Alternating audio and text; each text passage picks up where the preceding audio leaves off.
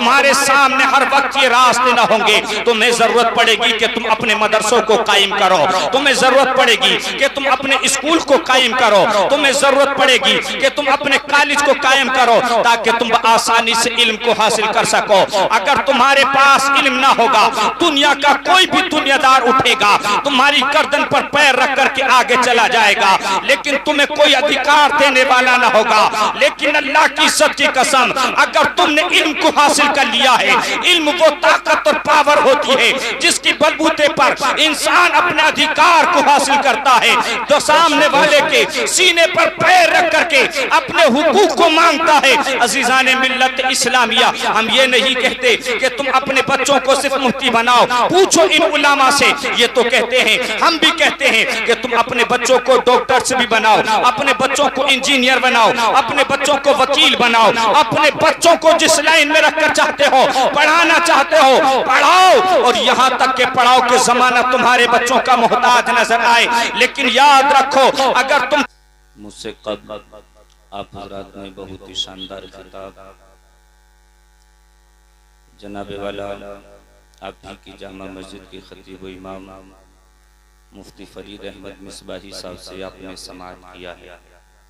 अल्लाह रब्बुल इज्जत उनके इल्म में, अमल में बरकतें अता फरमाए और हम तमाम को उस पर अमल की तौफीक अता फरमाए। अज़ीज़ाने मिल्लत इस्लामिया, मैं एक छोटा सा आदमी और मुख्तसर से गुफ्तगू होगी, आप हज़रात समाअत कर लें।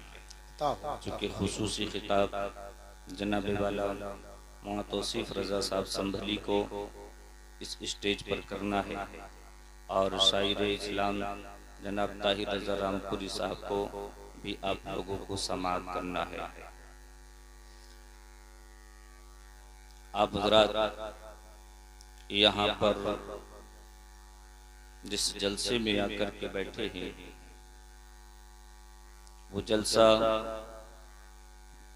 जनाब हाफिज़ व कारी मोहम्मद उमर रज़ा साहब ने बड़ी मेहनतों से, मशक्क़तों से सजाया है।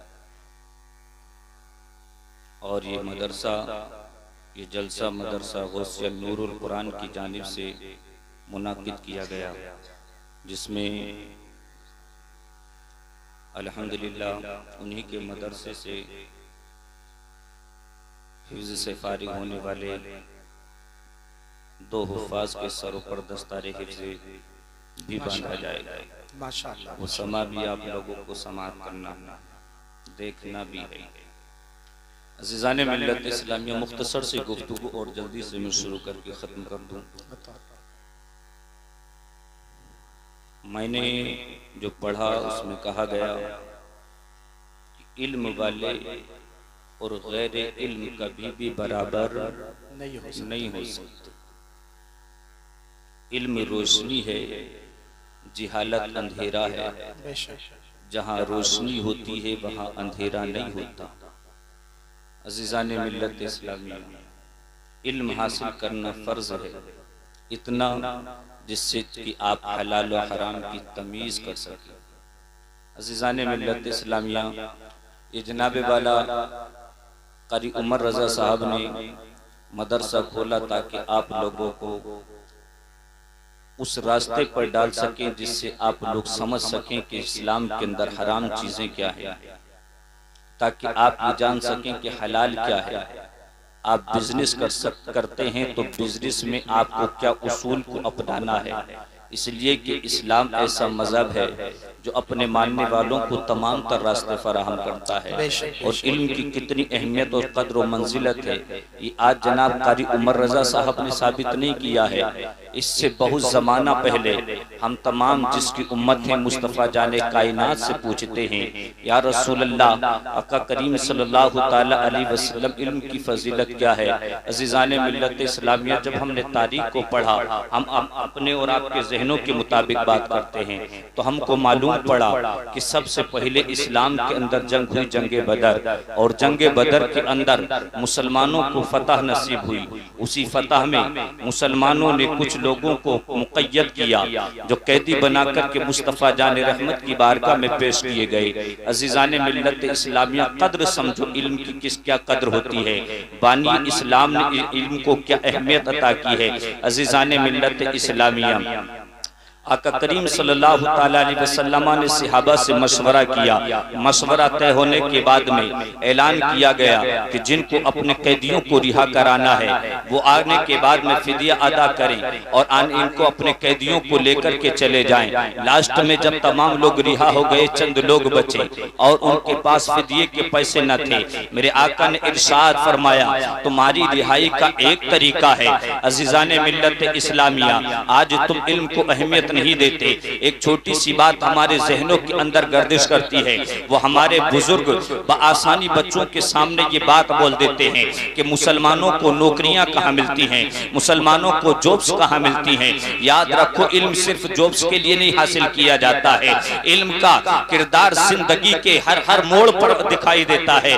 अज़ीज़ान मिल्लत इस्लामिया, मेरे आका ने इरशाद फरमाया अब जिसके पास फिदिया का पैसा नहीं है उसको ये करना होगा कि वो मुसलमानों के जो बच्चे हैं और तुम्हारे पास जो इल्म है वो मुसलमानों के बच्चों को सिखाएगा और सिखाने के बाद में उसकी रिहाई कर दी जाएगी। तुम में से जो जिस हुनर को रखता है वो मुसलमानों के बच्चों को वो हुनर दे दे और उसके बाद उसको रिहा कर दिया जाएगा। अज़ीज़ान मिल्लत इस्लामिया, मालूम ये पड़ा कि मुस्तफ़ा जाने कायनात सल्लल्लाहु अलैहि वसल्लम जानते थे और नबी की जिंदगी तालीम उम्मत के लिए होती है, उसके तमाम तौर तरीके उम्मत को सिखाने के लिए होते हैं। मेरे आका ने वहां पर इरशाद ये दिखाने के बाद में गोया कि उम्मत को दर्स दे दिया। एक कौम मुस्लिम सुनो, आज ये तमाम यहाँ पर मौजूद थे, इसलिए मैंने इनके हुनर को मुसलमानों तक पहुंचाने के लिए ये रास्ता इख्तियार किया है। लेकिन एक कौम मुस्लिम सुनो, तुम्हारे सामने हर वक्त ये रास्ते न होंगे, तुम्हें जरूरत पड़ेगी कि तुम अपने मदरसों को कायम करो, तुम्हें जरूरत पड़ेगी कि तुम अपने स्कूल को कायम करो, तुम्हें जरूरत पड़ेगी कि तुम अपने कॉलेज को कायम करो ताकि तुम आसानी से इल्म को हासिल कर सको।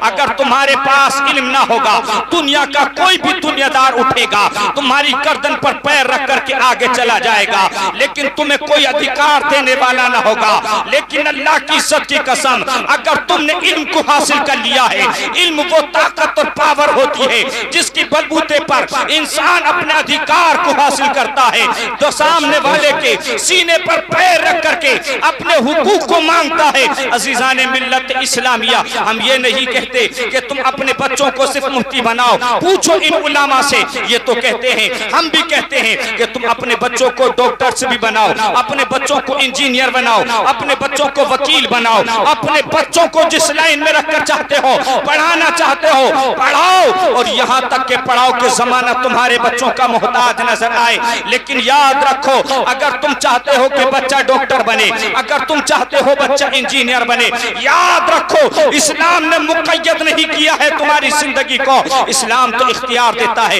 इस्लाम का नहीं कहता कि तुम मजबूर बनकर के जिंदगी गुजारो, इस्लाम कहता है मुख्तार बनकर के जिंदगी गुजारो। इस्लाम नहीं कहता कि गुर्बत में जिंदगी को गुजारो, इस्लाम तो कहता है कि उसके मानने वाले अमीर हो। इसलिए कि इस्लाम के अंदर कितनी इबादतें ऐसी हैं जो पैसे से की जाती हैं, इस्लाम के अंदर कितनी चीजें ऐसी हैं जो पावर से हासिल की जाती हैं। अज़ीज़ान मिल्लत इस्लामिया, इसलिए इस्लाम के मतवालो सुनो, तुम्हें पैसा भी हासिल करना होगा, तुम्हें इल्म भी हासिल करना होगा, तुम्हें ओहदा भी हासिल करना होगा ताकि तुम आसानी से अपने हुकूक को हासिल कर सको। बेशक बेशक, नारे तकबीर, नारे रिसालत, मसलके आला हजरत। अज़ीज़ान मिल्लत इस्लामिया, ये मौलाना उमर रजा साहब ने कोई नया काम नहीं किया। आज मदरसा कायम करके मुस्तफ़ा जाने रहमत की हयात को उठा करके देखो, आका करीम सल्लल्लाहु अलैहि वसल्लम ने जब देखा कि मेरे मानने वालों की तादाद बढ़ रही है, मस्जिद नबवी के बराबर में मेरे मुस्तफ़ा ने एक मदरसे को कायम किया,